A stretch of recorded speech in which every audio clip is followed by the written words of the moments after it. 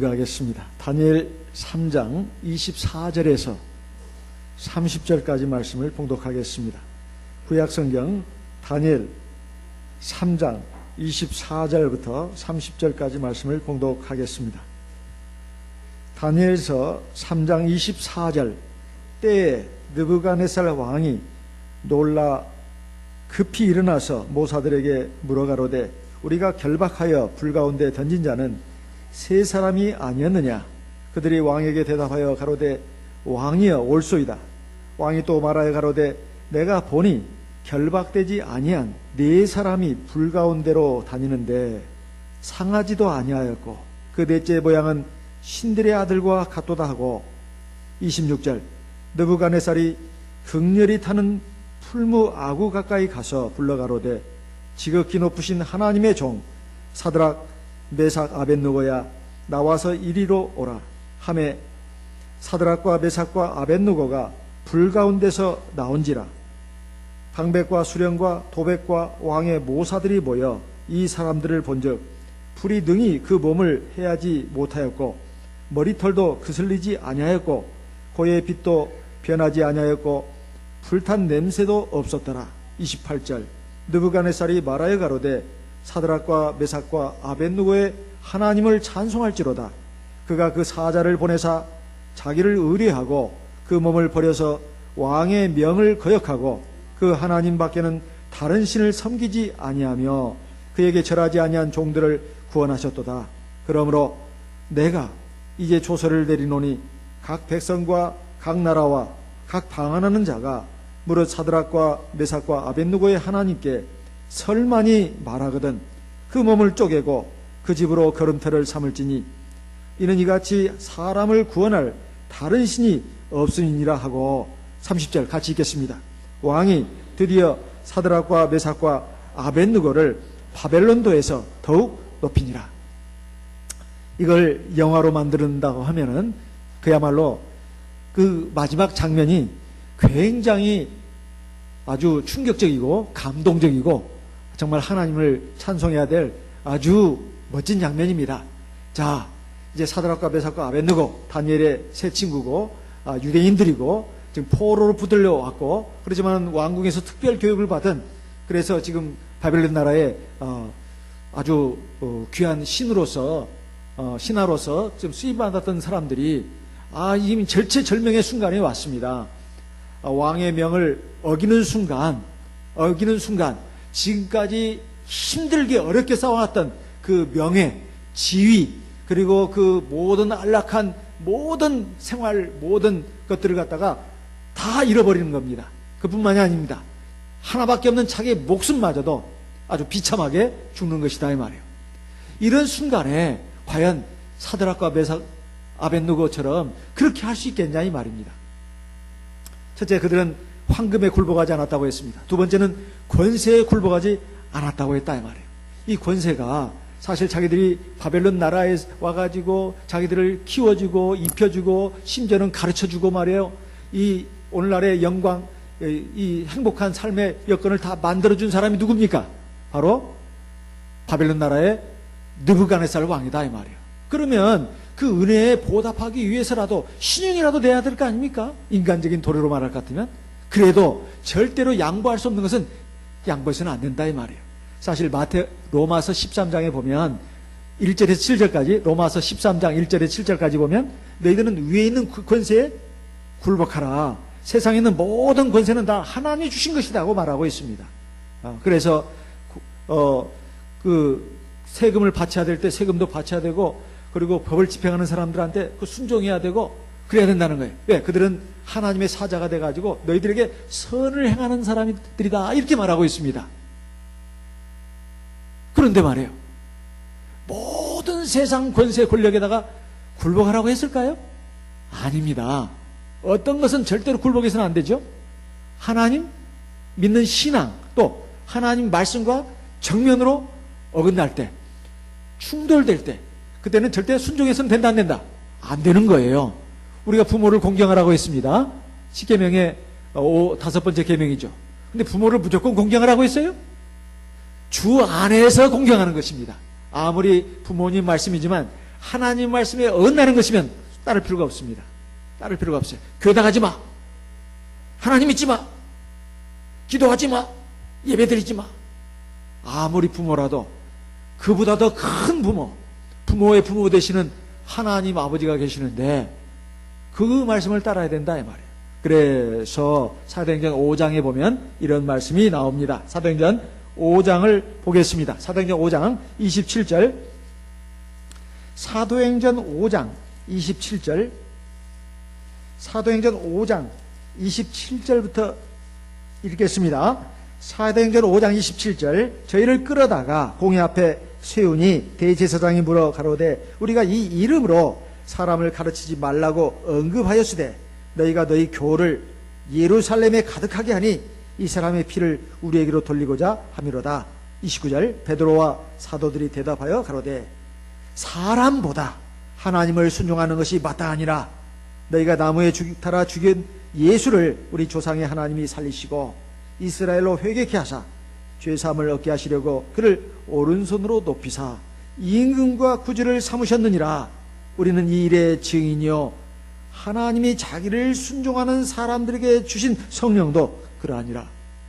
우리가 예수가 바로 우리 구주고 바로 참 하나님이 살리신 그러한 구세주라고 하는 것을 우리가 너희들한테 지금 말하고 있는데 그거 우리가 다 본 사람들이야. 증인이다 이거예요. 그리고 우리가 지금 받아가지고 방언기도 하는 거 성령 이것도 증인이다. 그러면서 우리가 너희들 말을 들어야 되겠느냐 아니면 하늘의 하나님의 말을 들어야 되겠느냐 그랬을 때 이 말은 무슨 뜻입니까? 너희들 대제사장들 또 바리새인들이 지금 예수 믿는 거 막 핍박하고 막 잡아 죽이고 그냥 해코지하고 그래서 우리는 정말 못 살겠다. 그래 우리가 너희들한테 항복할게. 그 말이 아니죠. 우리는 어떻게 한다?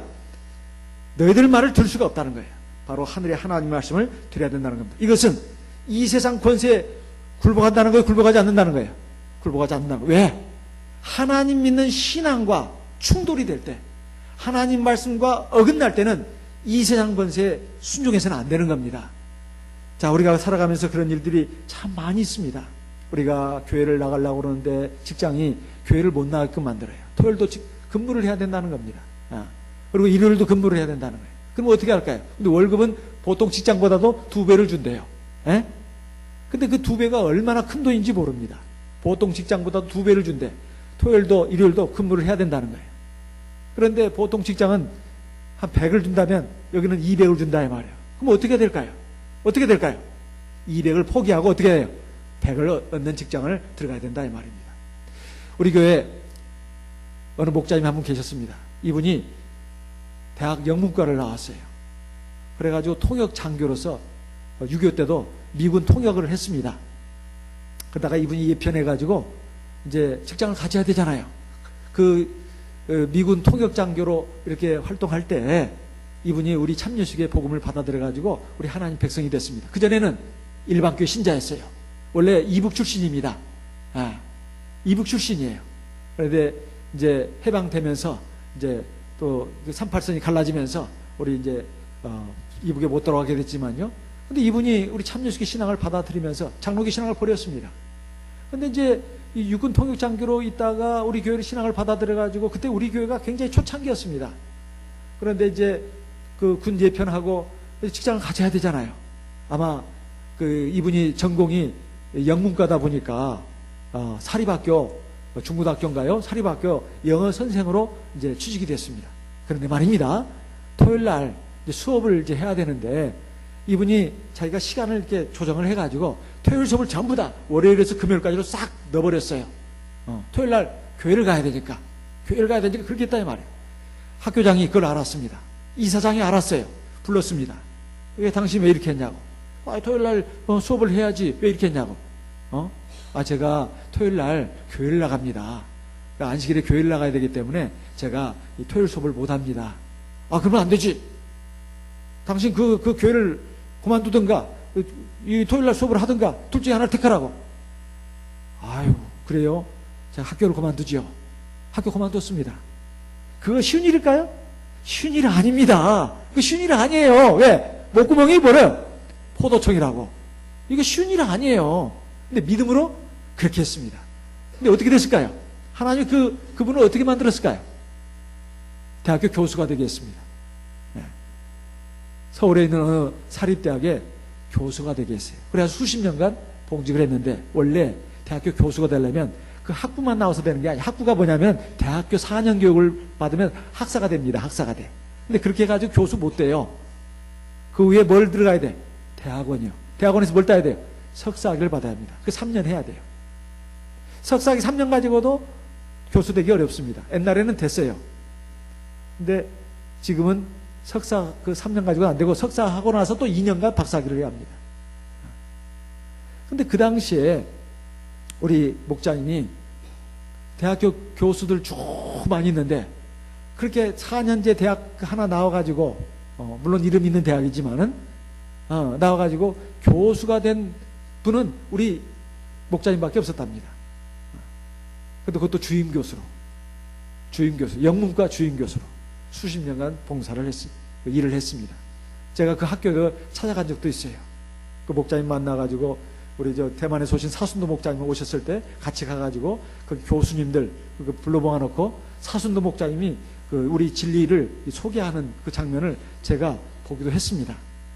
굉장히 마음이 뿌듯하더라고요. 근데 이분이 학사학위밖에 없는 거예요. 주변에서 많이 말을 했습니다만은, 그분은 내가 그 석박사 할 시간이 없다. 왜냐하면 교회를 또 받들어 섬겨야 되니까. 이러면서 석사학위, 박사학위를 따지 않았습니다. 근데 이분이 한 60 가까이 되셔가지고 명예퇴직을 하셨습니다. 55세 좀 지나서인가요? 명예퇴직을 하면서 그 퇴직금하고 그래서 제가 알기로 한 반절을 또 교회에다가 바쳤어요. 그리고는 미국으로 가셨습니다. 미국의 선교사로. 그랬더니 하나님이 또 길을 열어주시는 거예요. 미국의 영주권 시민권자가 이제 되게 해가지고, 시민권자가 되면 매달 1인당 한 150만 원씩인가요? 우리 돈으로 이렇게 받는다고 합니다. 만약에 두 부부가 받을 경우에는 100만 원씩 200만 원. 이렇게 이제 생활도 다 하나님이 해결해 주시더라는 거예요. 그러면서 이분이 저한테, 제가 청년 시절 때 한 말이 있습니다. 자기는 원래 장로교인이었는데 우리 참여식의 복음을 받고, 여기가 참이다, 여기가 진리다, 그렇게 해가지고 그 장로교 신앙을 버리고 여기 들어왔다는 겁니다. 그러면서 자기가 하는 말은, 자기 장로교회 다닐 때도 참 교회를 열심히 잘 다녔대요. 그리고 11조고 뭐고 다 잘했답니다. 그런데 자기가 지금 생각하는 것은, 비록 우리 참여식에 들어오기 전이라 할지라도 일반 교회에서 하나님 앞에 11조도 내고 신앙생활을 한 것도 하나님은 기억해 주실 것이라고 자기는 믿는다는 거예요.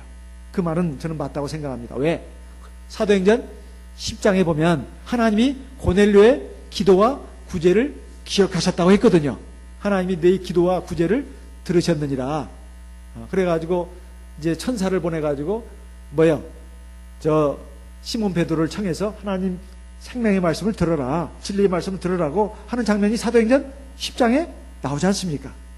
자, 이런 것을 보게 되면 우리가 생각할 수 있는 것은, 사람이 이 생에서 살아가는 동안에 항상 먹고 사는 문제, 사느냐 죽느냐 사느냐, 거기에 항상 결부되어 있는 것이 바로 먹고 사는 문제예요. 그것을 누가 쥐고 있느냐 하는 겁니다. 하나님이 쥐고 있다는 거예요. 그런데 우리 이 목자님은 말해요. 그 세상 권세에 굴복했어요, 안 했어요? 안 했어요. 타협했어요, 타협 안 했어요? 타협 안 했습니다. 차라리 직장을 그만두더라도 내가 안식일은 다녀야 된다. 이거 보통 사람이 생각하면 이거 정신 나간 짓입니다. 정신 나간 짓이에요. 사무엘상 2장을 보겠습니다. 사무엘상 2장 6절부터 10절까지 있는 말씀 읽어보겠습니다. 사무엘상 2장 6절부터 10절까지 있는 말씀, 사무엘상입니다. 사무엘상 2장 6절에서 10절까지 있는 말씀 읽겠습니다. 같이 읽어보겠습니다. 여호와는 죽이기도 하시고 살리기도 하시며 음부에 내리게도 하시고 올리기도 하시는도다. 7절, 여호와는 가난하게도 하시고 부하게도 하시며 낮추기도 하시고 높이기도 하시는도다. 자, 여기 중요한 말씀이 있어요.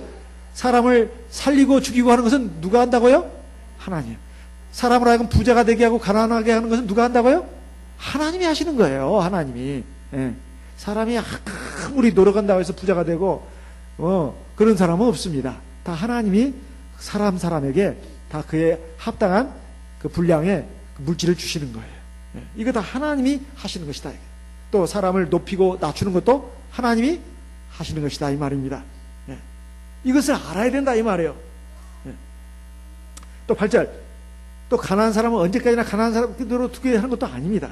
가난한 자를 진토에서 일으키시며 빈핍한 자를 거름뜸에서 드사 기족들과 함께 앉게 하시며. 그러니까 개천에서 용난다 이런 말 들어보셨죠? 개천에서 미꾸라지가 나중에 용으로 나온다 이 말이에요. 이것도 하나님이 하시는 일이다 이 말이에요. 이것도 하나님이 하시는 일이다 이 말이에요. 땅의 기둥들은 여호와의 것이라 여호와께서 세계를 그 위에 세우셨다. 이 세상에 있는 모든 것이 다 하나님이 만드신 것이다 이런 말씀입니다. 그래서 어떻게 한다고요? 하나님을 누구보다도 경외해야 된다 이 말이에요. 10절 같이 읽겠습니다. 여호와를 대적하는 자는 산산이 깨어질 것이라. 하늘 우레로 그들을 치시리로다. 여호와께서 땅끝까지 심판을 베푸시고 자기 왕에게 힘을 주시며 자기의 기름 부은 받은 자의 뿔을 높이시려다 하니라. 자, 하나님을 경외하라고 말씀하고 있으면서 하나님이 자기 왕, 또 자기의 기름 부은 자를 갖다가 높이신다고 했어요. 이것은 하나님이 자기 피로 사시고 하나님의 성령 기름이에요. 기름을 부어가지고 자기 백성으로 삼으신 이 성도들을 하나님이 살게 해주신다는 뜻입니다. 그러니까 우리가 하나님을 경외해야 된다는 거예요. 이것이 바로 세상 권세에 굴복하지 않는 것입니다. 사드락과 메삭과 아벳노고가 지금 절체절명의 위기 앞에서도 자기 모든 것을 다 잃어버리고 심지어 자기 생명까지도 잃어버려야 되는 이 지금 엄청난 순간 앞에서 조금 더 흔들리지 않고 이렇게 했다는 것입니다. 그런데 이게 어느 날 갑자기 되는 게 아니에요. 신앙이라는 것이 어느 날 갑자기 막 어떤 위기 상황이 왔을 때 불끈 어디서 용사 같은 힘이 나가지고 그걸 극복하는 게 아닙니다. 차근차근 하나님의 은혜를, 살아계심을 체험을 해야 돼요. 그게 쌓여가지고 푼돈도 모이면 뭐가 돼요? 목돈이 되듯이 신앙도 푼 신앙이 모여서 뭐가 돼?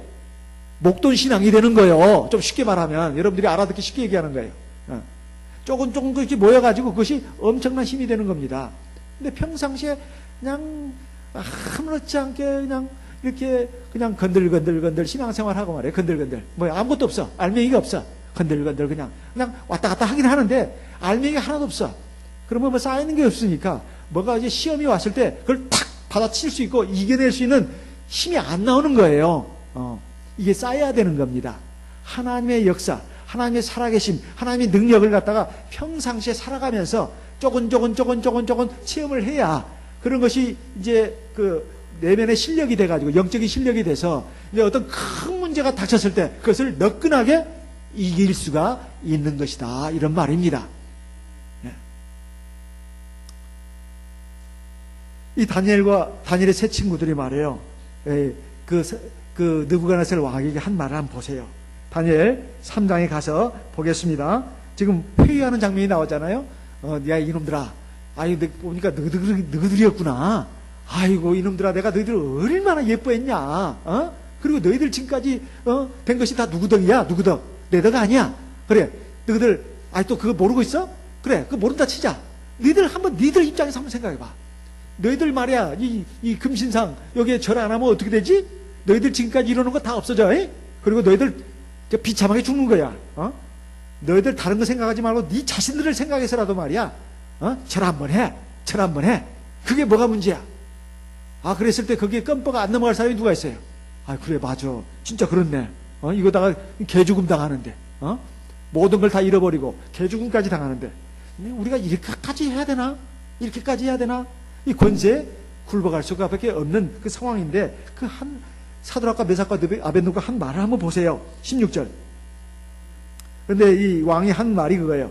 너희 하나님이 너희들을 건져내겠느냐? 이렇게 물었어요. 15절에 보면 15절 맨 끝부분에 보면 이랬어요.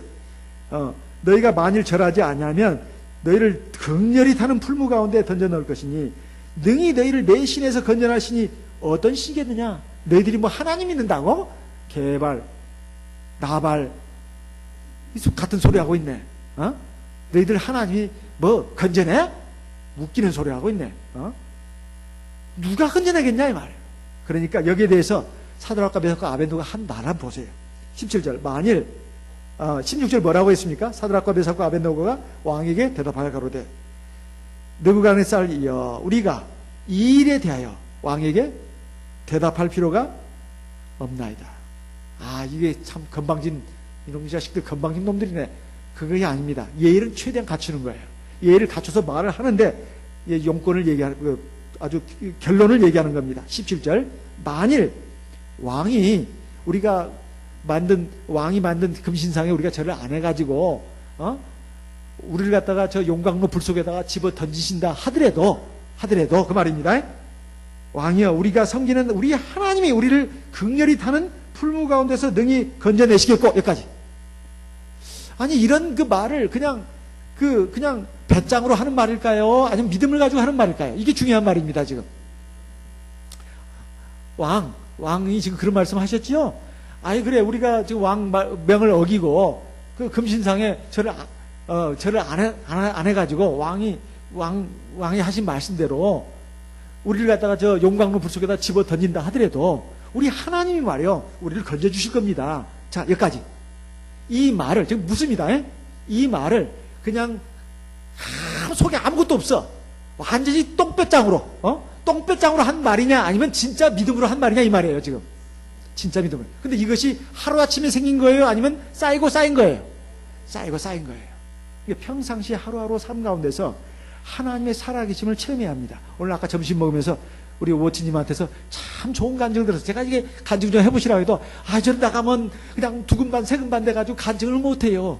저보고 하라는 소리예요. 저보고 하라는 소리예요. 우리 모치님이 우리 교회에 50무렵에 들어오셨답니다.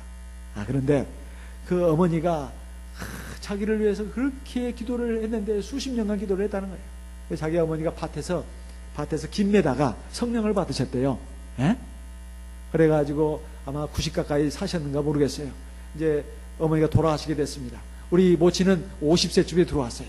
지금 우리 모친 연세는 80 조금 넘었는데 눈에 보이기에는 60도 안 돼 보여요. 굉장히 젊어 보이는데 80이 넘었습니다.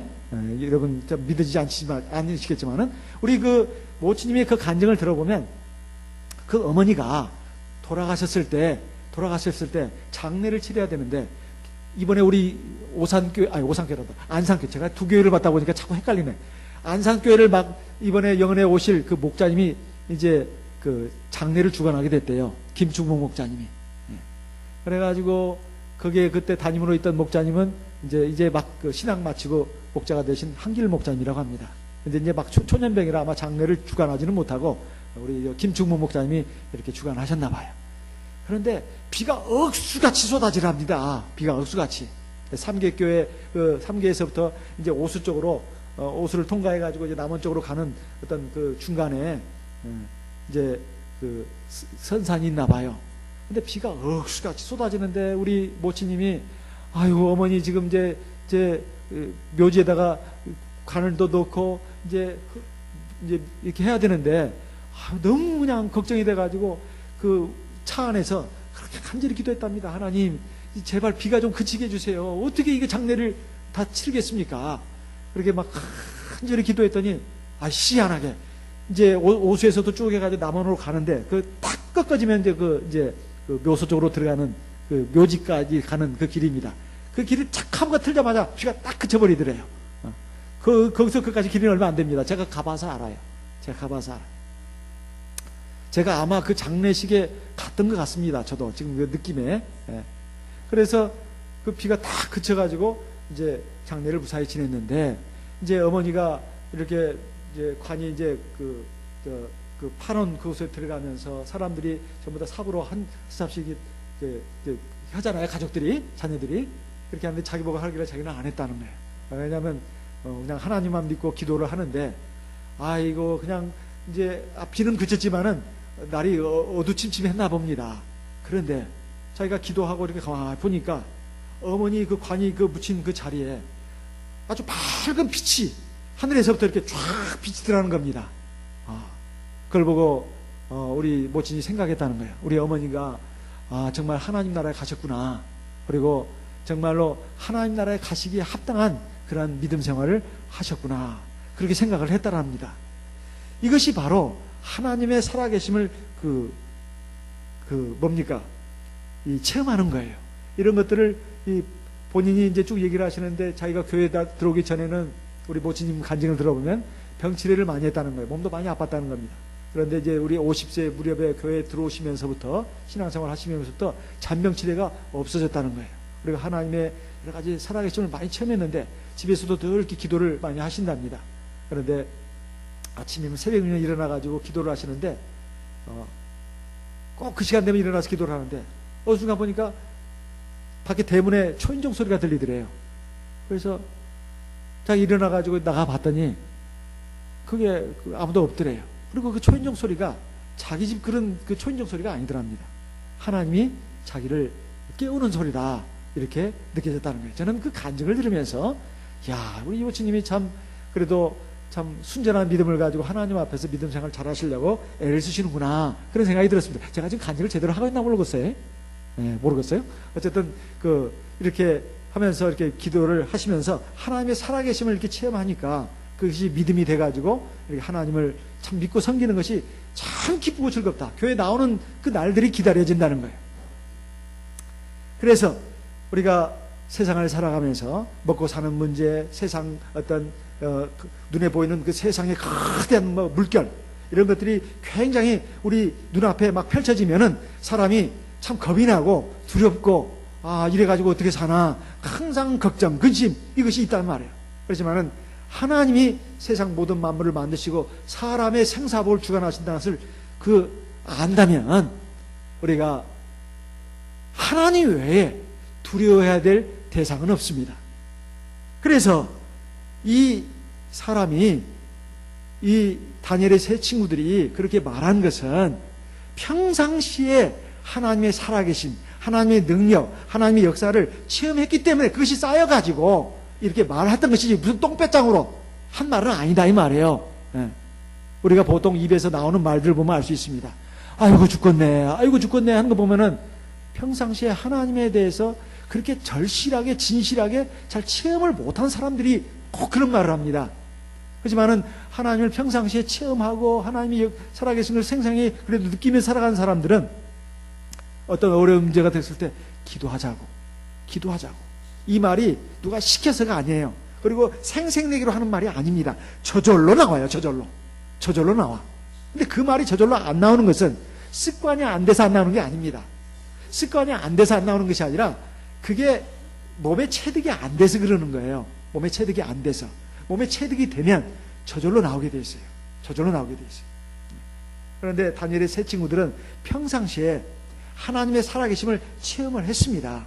그렇기 때문에 그렇게 말을 했다, 이 말이에요. 두 번째, 그래도 그렇게 우리를 건져내 주실 겁니다. 틀림없이. 그렇지만 하나님이 설령 우리를 구해내지 않을 수도 있습니다. 이 말은 뒤에 핑계거리를 만들어 놓으려고 한 것이 아닙니다. 이것을 그렇게 생각하시면 안 돼요. 하나님이 틀림없이 우리를 구해 주실 것이지만은 혹시 안 구해 주실 수도 있습니다. 그것은 우리가 지금 변명하려고 한 것이 아니라 하나님의 더 높은 뜻이 있을 것이기 때문에 이 자리에서 우리가 순교해야 된다, 그런 뜻이 있을 수도 있고, 뭔가 더 하나님의 깊고 높은 뜻이 있을 수도 있기 때문에 우리가 이렇게 말하는 것입니다. 절대 변명거리를 만들려고, 뒤에 빠져나갈 구멍 만들려고 우리가 하는 말이 아닙니다. 그리 아니하실지라도 우리는 왕의 말을 순종하지 않겠다 했을 때, 그리 아니하실지라도가 뭐예요? 왕이 우리를 용광로 속에다 집어 던져서 우리를 죽게 하려고 하는데 하나님 우리를 건져내 주실 것이다, 우리가 그렇게 말했지만은 하나님이 그렇게 안 해주신다 하더라도 그 말입니다. 하나님이 우리를 저 용광로 불 속에서 건져내지 않는다 할지라도 이거 변명 아닙니다. 사실 그 말이 생략돼 있어요. 우리는 하나님만을 섬기고 왕의 명을 따라서 하나님 말씀에 어긋나는 그런 짓은 하지 않겠습니다, 이런 말입니다. 이것은 참신앙이에요. 우리가 사실 하나님을 믿는다 하면서도 껍데기 신앙 갖고 있는 경우가 굉장히 많습니다. 자, 우리 교회가 무슨 교회죠? 예수교회인데 그 앞에 뭐가 붙어요? 참 예수교회예요. 왜 참을 앞에다 붙였을까요? 왜 참을 앞에다 붙였을까요? 하나님은 참이시니 그랬어요. 예. 요한복음 17장 3절 말씀 읽어보겠습니다. 요한복음 17장 3절. 왜 참을 붙였는지 아직까지 모르고 있다면 그건 안 되는 거예요. 요한복음 17장 3절. 요한복음 17장 3절 같이 읽겠습니다. 영생은 곧, 다시 읽겠습니다. 영생은 곧 유일하신 참 하나님과 그의 보내신 자 예수 그리스도를 아는 것입니다. 영생 곧 유일하신 참 하나님과, 하나님을 갖다가 뭐라고 했어요? 참 하나님이라고 했어요. 참 하나님. 그리고 데살로니가 후서입니다. 데살로니가 후서 1장 9절. 데살로니가 후서 1장 9절에 보면 참되신 하나님이라고 또 나와요. 참되신 하나님. 그리고 요한 1서 5장 20절에 보면 참되신 또 하나님이라고 또 나옵니다. 참되신 하나님. 곧 예수 그리스도를 믿는 것이다. 참되신 자를 알게 하신 것과 그 참 하나님을 가리키는 겁니다. 하나님을 왜 참이라고 했냐 이 말이에요. 왜? 에? 하나님을 하는 것이 여호와 하나님도 있고 뭐 많잖아요. 에? 근데 왜 참 하나님이라고 했냐 이 말이에요. 그리고 우리 이 교회 이름이 예수교회 앞에 왜 참자가 붙냐 이 말이에요. 대한예수교도 있고 기독교 예수회도 있고 뭐 감리회도 있고 많이 있는데 못담시 앞에다가 참자를 붙였냐 이 말이에요. 하나님은 뭘 우리에게 중요하게 하신다? 참을 중요하게 보신다는 겁니다. 참의 반대말이 뭐예요? 거짓이요. 예. 우리가 믿음 그러지만은 사실 가짜 믿음도 많습니다. 솔직히 말하면. 예. 이건 일반 세상 사람들만 놓고 하는 말은 아니에요. 예? 저와 여러분의 이 믿음도 가만히 한번 따져놓고 보면 이건 가짜 믿음이야. 이렇게 생각되는 순간들이 한두 번이 아니야. 물론 진짜 참 믿음을 가질 때도 있습니다. 근데 가만히 보면은 참 우리 살아가는 모습들을 가만히 보면은 이건 가짜 믿음이야, 껍데기 믿음이야, 참 믿음이 아니야, 이렇게 생각되는 순간이 한두 번이 아니다 이 말이에요. 자, 그런데 사드락과 메삭과 아벤노고는 어땠습니까? 참 믿음인 것을 증거했다 이 말이에요. 왜? 하나님이 우리를 이 용광로 불 속에서 건져내지 않고 그냥 불에 타줘서 완전히 그냥 잿더미가 돼서 형체도 없이 사라지게 한다 할지라도 우리는 하나님을 절대적으로 믿겠습니다. 이게 무슨 믿음이에요? 참 믿음이에요. 이것을 큰 믿음이다, 좋은 믿음이다 그 하기 전에 참 믿음이다 이거예요. 사실은 목에 칼이 들어와도 내가 어떤 일을 당해도 하나님 믿는 신앙을 안 버릴 때 이것을 뭐라고 그래요? 이걸 참 믿음이라고 그래요. 춘향이 이도령을 향한 사랑이 언제 입증이 됐습니까? 바로 감옥 속에서요. 감옥 속에서. 변사또의 수청을 거절한 것 그뿐만이 아닙니다. 이도령이 몰골이 아주 형편없이 돼가지고 사실은 과거 급제했어요. 근데 거지 모습으로 하고 왔잖아요. 그래가지고 그 칼을 차고 감옥에 들어있는 춘향이를 이제 만났을 때 춘향이는 절망할 수밖에 없었지요. 그렇지만 어떻게 했어요? 서방님 그러면서 우리 서방님 배도 고픈데 밥이라도 해주시오. 그러니까 그 장모가 뭐라고 했어요? 네 서방인지 남방인지 북방인지 동방인지 이 썩을 놈의 이런 놈을 갖다가 무슨 놈의 믿고 네가 그렇게 변사또의 수청을 거절한단 말이냐? 빨리 그 신발 끈 고쳐매라. 이렇게 하지 그런 말에 대해서 춘향이가 뭐라고 했습니까? 마치 이와 같은 것이다 이 말이에요. 우리의 그 하나님을 향한 믿음이, 사랑이 그것이 참된 것이라면 어떤 유혹이 오고 어떤 어려움이 오고 내 마음먹은 대로 안 돼도, 내 기대대로 안 돼도, 그리 아니하실지라도 하나님 그 살아계심, 그리고 하나님의 사랑, 하나님의 능력, 하나님의 나중에 공의로운 심판, 이것을 전체적으로 다 믿고 저는 나가겠습니다. 이 자리에서 죽는다 하더라도 저는 좋습니다. 어차피 사람은 한 번 죽잖아요. 뭐 얼마나 더 살든 덜 살든 그거 사실 아무것도 아닙니다. 이 세상에서의 우리 성공이라든가 행복이라든가 기쁨과 즐거움, 뭐 이것을 위해서 우리가 하나님 믿는 거 아니지 않습니까? 바로 하나님의 영원한 나라에 들어가기 위해서 우리가 믿는 것이 아니냐 이 말이에요.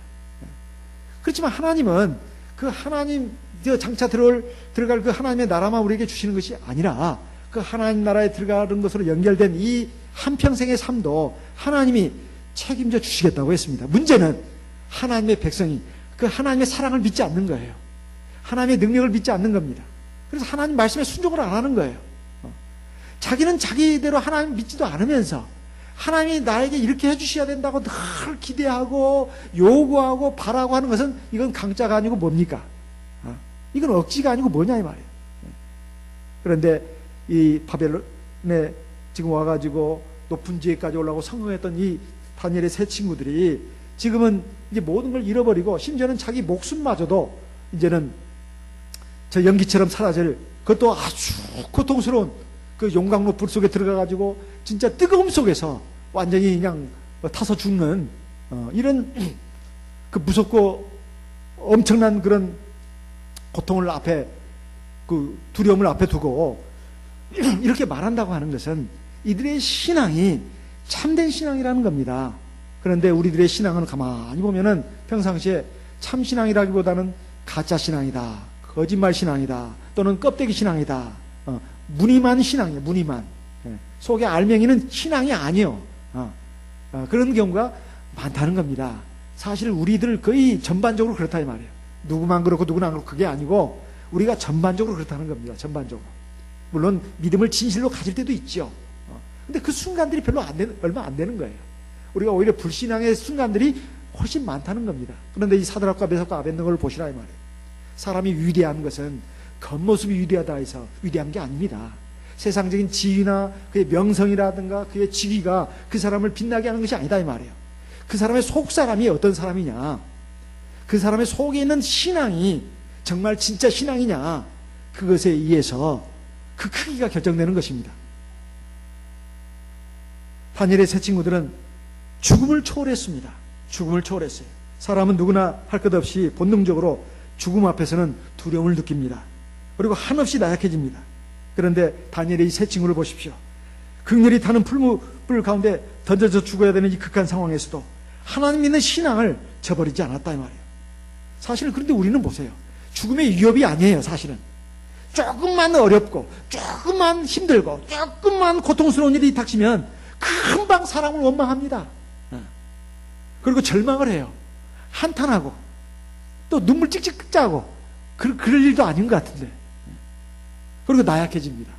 죽는 것도 아닌데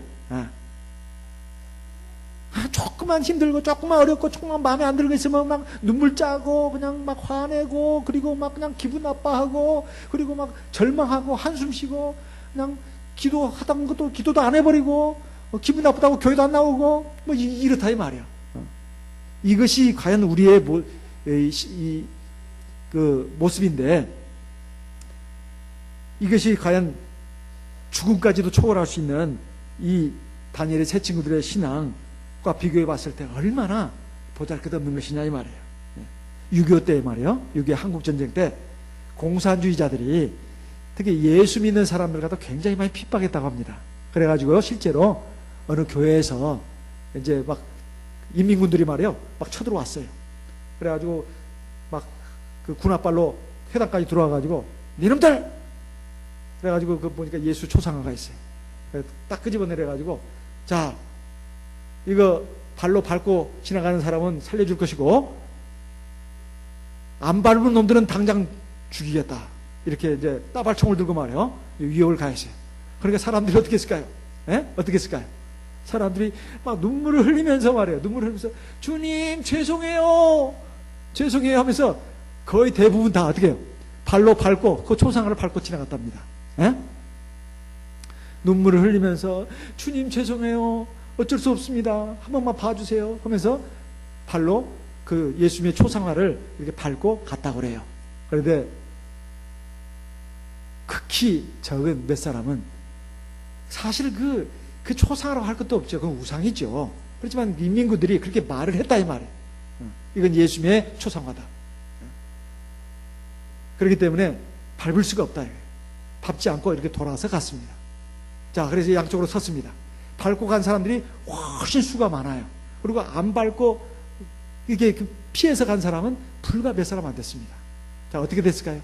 인민군이 이놈의 새끼들 말이야, 초상화를 밟고 지나가는 이놈은 완전히 나이롱 신자구만. 나이롱 신자.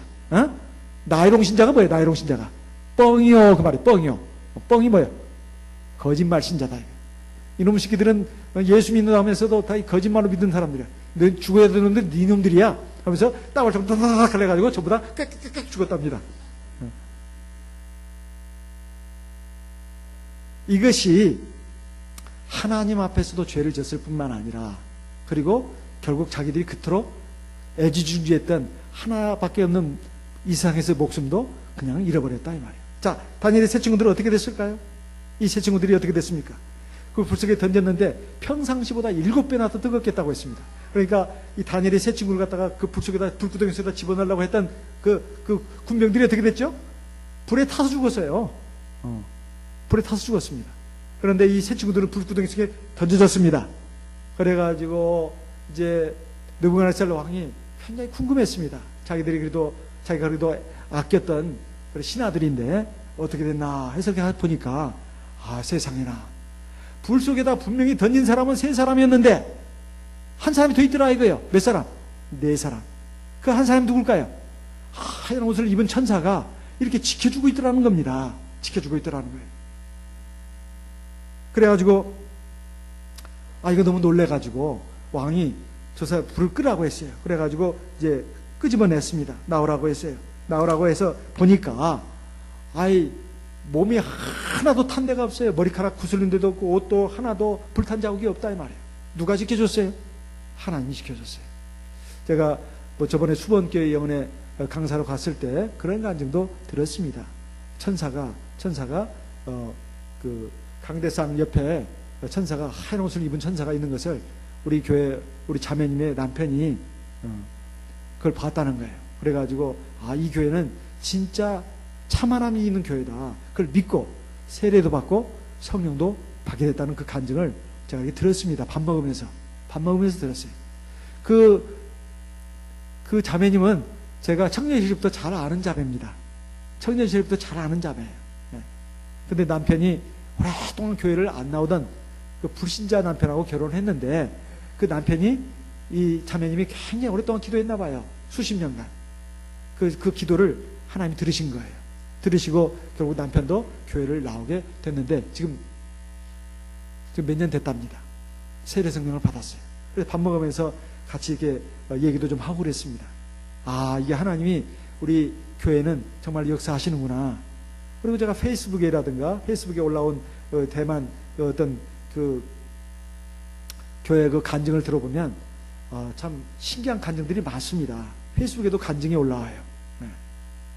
고속도로 상에서 막 그 교통사고를 당했는데, 그냥 차는 엄청나게 부서졌는데 신도가 아주 안전하다는 거예요. 그래가지고 그 경찰관들이 와서 이렇게 그 취재를 해보니까 정말 할렐루야 하고 이렇게 그 차에 완전히 그냥 형체도 알아볼 수 없을 만큼 부서졌는데, 거기서 사라져 나온 사람들은 참예수교에 다닌다고, 쩐예수자회 참예수교에 다닌다고 하면서 입에서 그냥 할렐루야, 깐세주 예수 그렇게 한다는 거예요. 감사주 예수, 주님 주 예수 감사합니다. 습관적으로. 그래서 TV 뉴스까지 나왔습니다. 그 TV 뉴스 동영상을 갖다가 페이스북에 올렸어요. 제가 그걸 봤습니다. 그래서 참예수교의 특징이 뭐냐면, 이렇게 무슨 일을 만났을 때 깐세주, 할렐루야, 찬미주 예수 그런답니다. 찬미주 예수.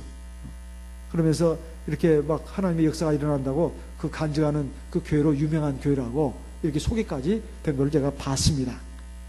자, 이것이 대만이라든가 여기에서만 일어나는 것이 아니고 우리 한국교회도 지금까지 수십 년간 보면서 하나님의 살아계신 역사들이 굉장히 많습니다. 근데 우리는 평상시에 눈에 보이는 세상이 힘이 압도적이에요. 압도적이야. 화려하고 뭔가 막 많은 사람들이 눈앞에서 어른어른거리고 세상에 있는 것들이 굉장히 힘이 있어 보이거든요. 눈에 보이지 않는 것들은 힘이 없어 보입니다. 아무것도 없는 것 같아. 그러니까 하나님에 대해서 그렇게 막 절실하게 찾고 의지하고 그러지 않는다 이 말이에요. 이 세 친구들은 죽음을 초월했습니다. 죽음을 초월한 이유가 뭔가? 그것은 바로 하나님에 대한 확고한 믿음이 있었기 때문에 가능한 일이다 이 말이에요. 그것은 평상시에 그들이 믿음 생활을 해야 그것이 내면에 쌓이고 푼돈이 목돈이 되듯이 푼신앙이 큰 신앙이 되는 겁니다. 어느 날 갑자기 큰 신앙이 툭 떨어지는 게 아니에요. 평상시에 하나님 앞에 진실한 기도를 해야 됩니다. 진실한 기도를. 정말로 하나님 앞에 기도하는 것이 이게 그냥 뭐 몇 마디 하다가 끝나는 무슨 인사, 하나님하고 좀 인사 몇 마디 나누고 끝나는 그런 정도가 아니라 하나님과 소통하는, 하나님과 그 연결되는 이러한 그 기도 생활을 할 때 우리가 하나님 앞에 이렇게 역사를 체험할 수 있어요. 또 하나님 말씀도 읽을 때, 그렇구나. 이게 막 천둥처럼 들려야 합니다. 평상시 성경을 한 장 읽더라도 이게 천둥처럼 들려야 돼요. 이게 뭐 옛날 얘기지, 이게 뭐 지금 뭔 상관이 있어? 이렇게 하면 안 됩니다. 하나님의 말씀을 갖다가 읽을 때, 이게 정말, 나에게 주시는 생명의 양식이구나. 이렇게 하면서 그러면 그 말씀이 마음에 쌓이는 순간 하나님이 그걸 보십니다. 그 말씀이 진짜인지 가짜인지 하나님이 우리 삶 가운데서 체험하게 하신다 이 말이에요. 삶의 매 순간들이 다 그런 순간들입니다. 그것을 이 진짜 신앙, 참 신앙으로 나가는 사람들은 그걸 알아요. 평상시에 크고 작은 일들을 다 겪으면서 하나님의 손길을 체험합니다. 그래서 신앙이 쌓이면 나중에 엄청난 실력자가 되는 거예요. 그래서 웬만한 문제가 닥쳐도 요동하지 않습니다. 던질 테면 던져봐라. 내가 죽나? 죽으면 어때요?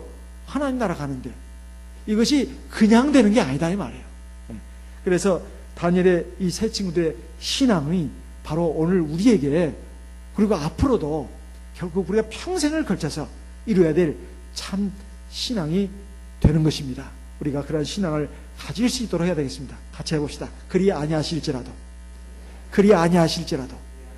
저는 하나님을 믿습니다. 하나님의 살아계심을 믿습니다.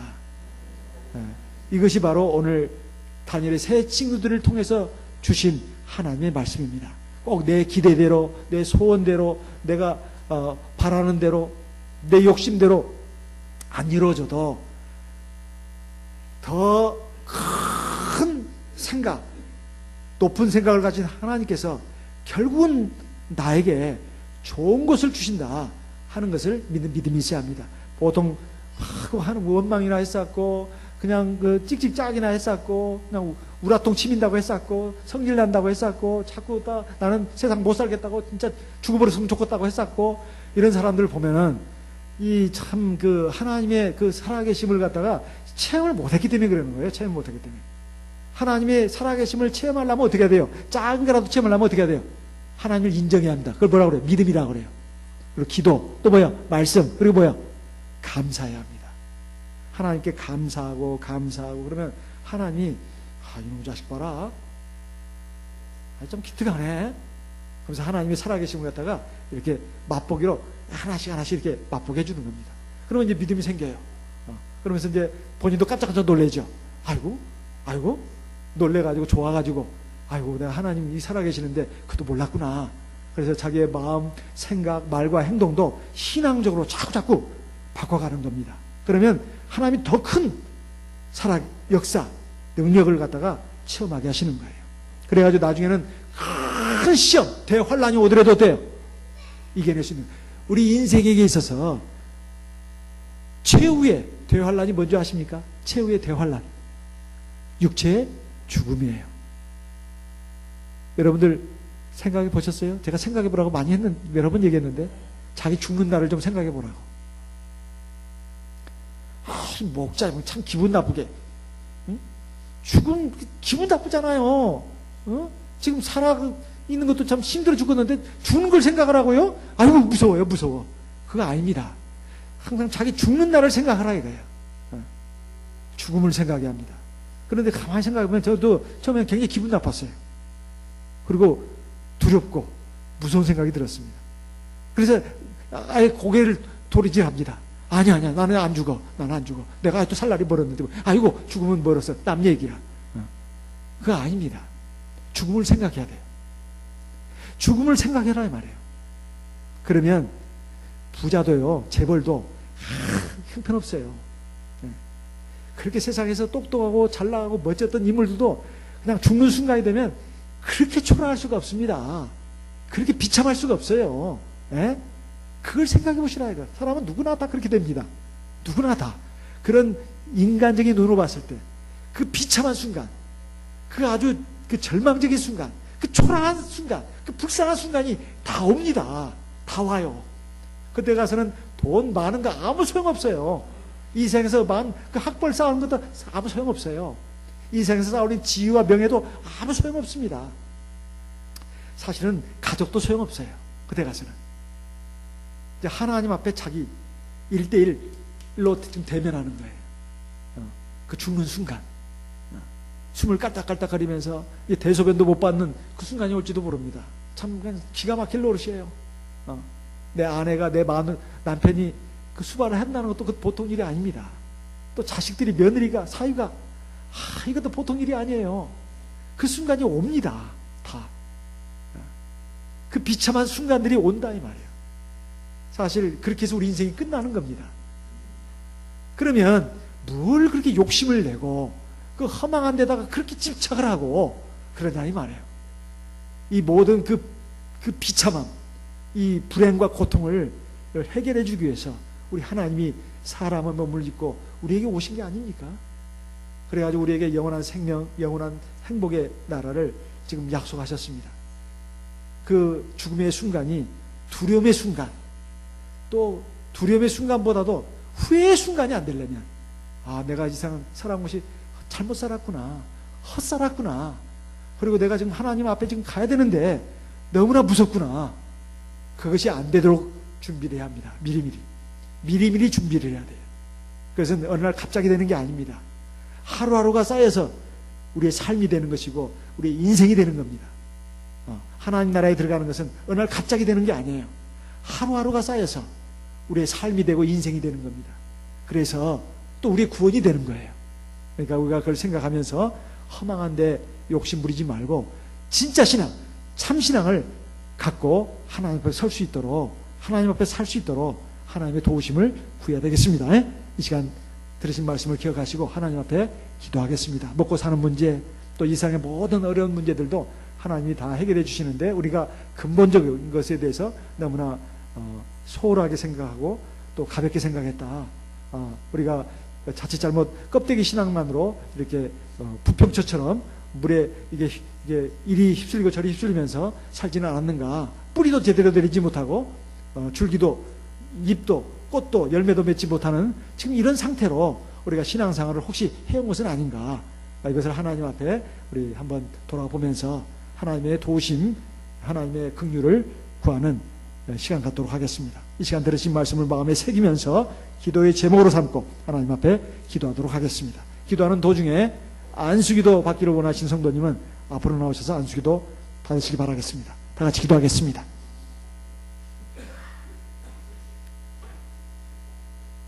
할렐루야. 주 예수 그리스도 이름으로 기도드리옵나이다.